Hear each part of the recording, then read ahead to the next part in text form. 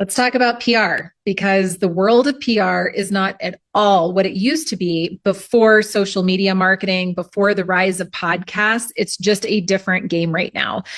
Remember back when we talked about starting with the end in mind. What is the goal that you have and why does that matter to you? PR will end up not being a strategy for more than 90% of authors, because they simply don't have the right goal that would qualify them for such a venture. Let me start by telling you what to expect in the world of PR. You can expect it to take an investment of anywhere from $6,000 to $15,000 a month for usually a 6-month engagement.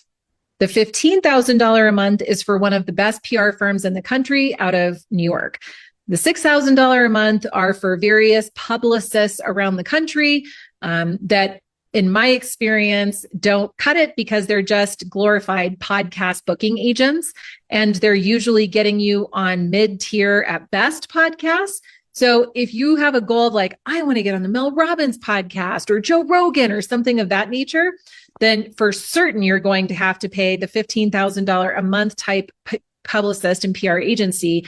And even then, most times they can't get you on those A-tier shows, because the A-tier shows really need to reserve space for those who are trying to become New York Times bestsellers or are celebrities or groundbreaking scientists or something of that nature. So not the average author that's coming out with a book. So in most cases, I don't think PR is necessary. If you are gunning for New York Times, it's an absolutely requirement. I would say it's a safe bet for the vast majority of people going through this program that PR is not a need that you have to pursue.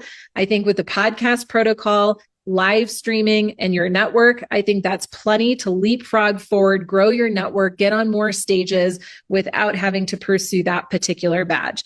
And I'll end by giving you a fun fact that I personally know authors that have been featured on the Today Show during their book launch and sold less than 50 copies of their book through that debut.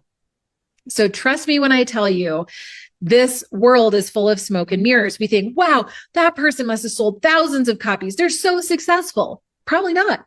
They probably spent thousands of dollars to get on the Today Show. They probably didn't sell any books, but they did get the badge. And the badge is meaningful to event hosts, other influencers, other people that could potentially be in your network to open up different doors. So we have to look at these to try to make different decisions.